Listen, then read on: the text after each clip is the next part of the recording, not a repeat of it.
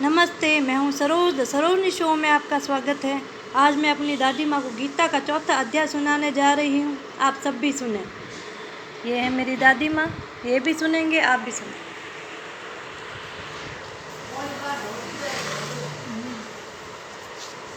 इसके उपरांत श्री कृष्ण महाराज बोले, हे अर्जुन, मैंने इस अविनाशी योग को कल्प के आदि में सूर्य के प्रति कहा था और सूर्य ने अपने पुत्र मुनि के प्रति कहा और मुनि ने अपने पुत्र राजा श्वकाकु के प्रति कहा। इस प्रकार परंपरा से प्राप्त हुई इस योग को राज ऋषियों ने जाना, परंतु हे अर्जुन, यह योग बहुत काल से इस पृथ्वी लोक में लोप प्राय हो गया था। वह ही इस पुरातन योग अब मैंने तेरे लिए वर्णन किया है, क्योंकि तू मेरा भक्त और प्रिय सखा है, इसलिए तथा यह योग बहुत उत्तम और रहस्य अर्थात अतिक मर्म का विषय है। इस प्रकार भगवान श्री कृष्ण चंद्र महाराज के वचन सुनकर अर्जुन ने पूछा, हे भगवान, आपका जन्म तो आधुनिक अर्थात अब हुआ है और सूर्य का जन्म बहुत पुराना है, इसलिए इस योग को कल्प के आदि में आपने कहा था, इस मैं कैसे जानूं? इस पर श्री कृष्ण महाराज बोले, हे अर्जुन, मेरे और तेरे बहुत से जन्म हो चुके हैं, परंतु हे परतंप, इससे सबको तू नहीं जानता और मैं जानता हूँ। मेरा जन्म प्राकृत मनुष्य के सदृश नहीं है। मैं अविनाशी स्वरूप, अजन्मा होने पर भी तथा सब भूत प्राणियों का ईश्वर होने पर भी अपनी प्रकृति को अधीन करके योग माया से प्रकट होता हूँ। हे भारत, जब जब धर्म की हानि और अधर्म की वृद्धि होती है, तब तब ही मैं अपने रूप को रचता हूँ अर्थात प्रकट करता हूँ, क्योंकि साधु पुरुषों का उद्धार करने के लिए और दूषित कर्म करने वालों का नाश करने के लिए तथा धर्म स्थापन करने के लिए युग युग में प्रकट होता हूँ। इसलिए हे अर्जुन, मेरा यह जन्म और कर्म दिव्य अर्थात अलौकिक है। इस प्रकार जो पुरुष तत्व से जानता है, वह शारीरिक को त्याग कर जन्म को नहीं प्राप्त होता है, किंतु मुझे ही प्राप्त होता है। हे अर्जुन, पहले भी राग, भय और क्रोध से रहित अनन्य भाव से मेरे में स्थित वाले मेरे शरण हुए बहुत से पुरुष ज्ञान रूप तप से पवित्र हुए मेरे स्वरूप को प्राप्त हो चुके हैं। क्योंकि हे अर्जुन, जो मेरे को जैसे भजते हैं, मैं भी उनको वैसे ही भजता हूँ। इस रहस्य को जानकर ही बुद्धिमान मनुष्य गण सब प्रकार से मेरे मार्ग के अनुसार बरतते हैं। जो मेरे को तत्व से नहीं जानते हैं, वे पुरुष इस मनुष्य लोक में कर्मों के फलों को चाहते हुए देवताओं को पूजते हैं और उनके कर्मों से उत्पन्न हुई सिद्धि भी शीघ्र ही होती है, परंतु उनको मेरी प्राप्ति नहीं होती है। इसलिए तू मेरे को ही सब प्रकार से भज। हे अर्जुन, गुण और कर्मों के विभाग से ब्राह्मण, क्षत्रिय, वैश्य और शूद्र मेरे द्वारा रचे गए हैं। उनके कर्ता को भी मुझ अविनाशी परमेश्वर को तू अकर्ता ही जान, क्योंकि कर्मों के फल में मेरी स्पृहा नहीं है, इसलिए मेरे को कर्म लिपायमान नहीं करते। इस प्रकार जो मेरे को तत्व से जानता है, वह भी कर्मों से नहीं बंधता है तथा पहले होने वाले मुमुक्ष पुरुषों द्वारा ही इस प्रकार जानकर ही कर्म किया गया है। इसलिए तू भी पूर्वजों द्वारा सदा से किए हुए कर्मों का ही कर। परंतु कर्म क्या है और अकर्म क्या है, ऐसे इस विषय में बुद्धिमान पुरुष भी मोहित होते हैं। इसलिए मैं यह कर्म अर्थात कर्मों का तत्व मेरे लिए अच्छी प्रकार कहूँगा कि जिसको जानकर तू अशुभ अर्थात संसार बंधन से छूट जाएगा। कर्म का स्वरूप भी जानना चाहिए और अकर्म का स्वरूप भी जानना चाहिए तथा निश्चित कर्म का स्वरूप भी जानना चाहिए, क्योंकि कर्म की गति गहन है। जो पुरुष कर्म में अर्थात अहंकार रहित ही वे संपूर्ण चेष्टाओं में अकर्म तथा वास्तव में उनका न होना पना देखने, और जो पुरुष अकर्म में अर्थात अज्ञानी पुरुष द्वारा किए हुए संपूर्ण क्रियाओं के त्याग में भी कर्म को अर्थात त्याग रूप क्रियाओं को देखे, वह पुरुष मनुष्यों में बुद्धिमान है और वह योगी संपूर्ण कर्मों का करने वाला है। हे अर्जुन, जिसके संपूर्ण कार्य कामना और संकल्प से रहित है, ऐसे उस ज्ञान रूप अग्नि द्वारा भस्म हुए कर्मों वाले पुरुषों को ज्ञानी जन भी पंडित कहते हैं। जो पुरुष संसारिक आश्रय से रहित सदा परमानंद परमात्मा में तृप्त है, वह कर्मों के फल और संग अर्थात कर्तृत्व अभिमानों को त्याग कर कर्म में अच्छी प्रकार बरतता हुआ भी कुछ भी नहीं करता है। जीत लिया है अंतकरण और शरीर जिसने तथा त्याग दी है संपूर्ण भोगों की सामग्री जिसने ऐसा आसर रहित पुरुष केवल शरीर संबंधी कर्मों को करता हुआ भी पापों को नहीं प्राप्त होता है।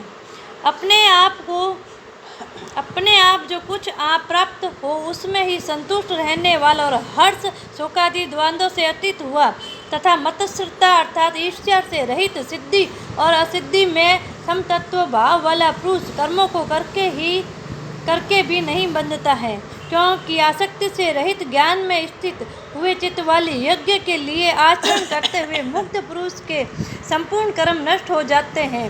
उन यज्ञ के लिए आचरण करने वाले पुरुषों में से कोई तो इस भाव से यज्ञ करते हैं कि अपन अर्थात स्त्रीवादिक भी ब्रह्मा है और हवि अर्थात हवन करने योग्य द्रव्य भी ब्रह्मा है और ब्रह्मा रूप अग्नि में ब्रह्मा रूप कर्ता के द्वारा जो हवन किया गया है वह भी ब्रह्मा ही है। इसलिए ब्रह्मा रूप कर्म में समाधिस्थ हुए इस महापुरुष द्वारा जो प्राप्त होने योग्य है वह भी ब्रह्मा ही है।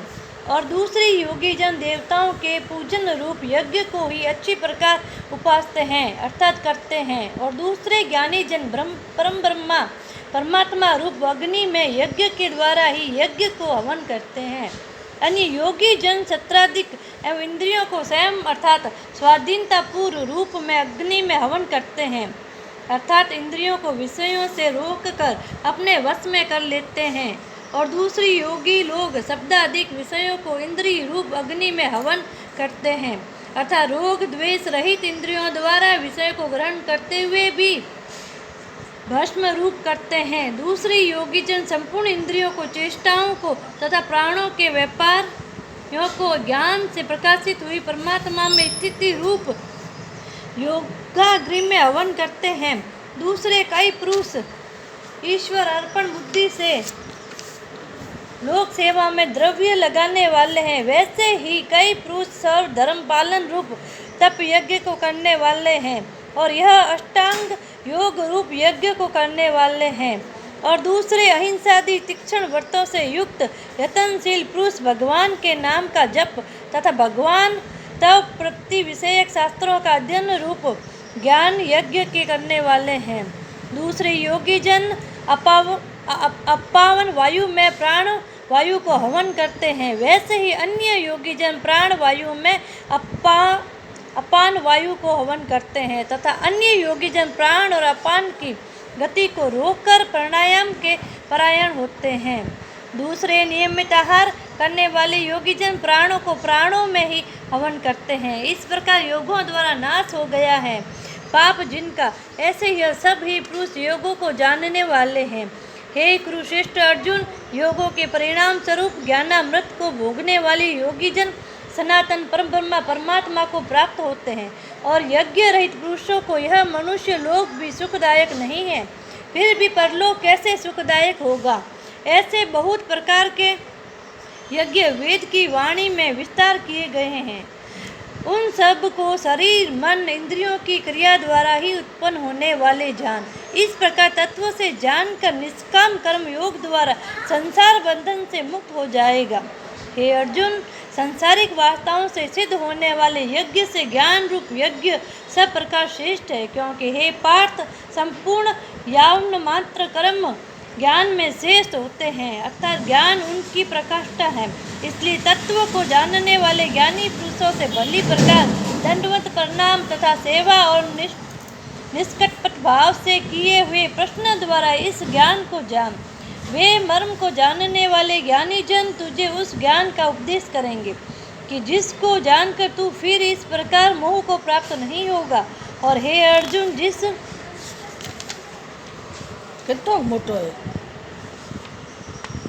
जिस ज्ञान के द्वारा सर्वव्यापी अनंत चेतन रूप हुआ अपने अंतर्गत समष्टि बुद्धि के आधार संपूर्ण भूतों को देखेगा और उसके उपरांत मन में अर्थात सचिंदा घन रूप में एक ही भाव हुआ सचिंदा घन में ही देखेगा। यदि तू सब पापियों से भी अधिक पाप करने वाला है तो मैं ज्ञान रूप नौका द्वारा निसंदेह संपूर्ण पापों को अच्छी प्रकार तर जाएगा। हे अर्जुन, जैसे प्रज्वलित अग्नि ईंधन को भस्ममय कर देता है, वैसे ही ज्ञान रूप अग्नि संपूर्ण कर्मों को भस्ममय कर देता है।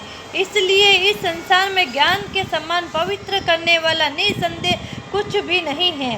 इस ज्ञान को कितने ही काल से अपने आप समत्वबुद्धि रूप योग के द्वारा अच्छी प्रकार शुद्धांतकरण हुआ पुरुष आत्मा में अनुभव करता है।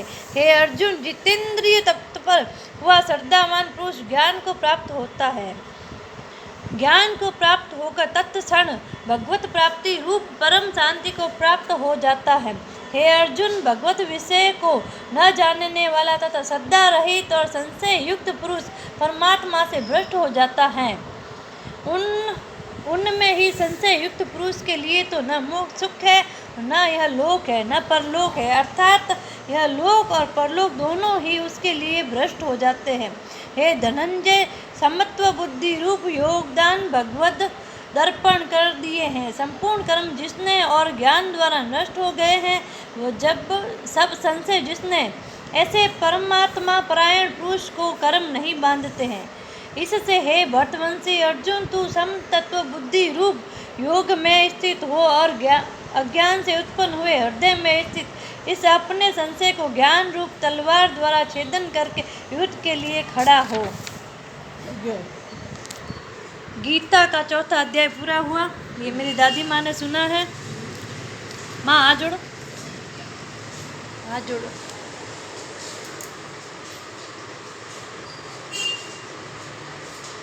ये हाथ जोड़ रहे हैं। गीता का चौथा अध्याय पूरा हुआ। अगले नेक्स्ट वीडियो में आपके लिए 5वां अध्याय लेके आऊँगी। श्री कृष्णाय नमः।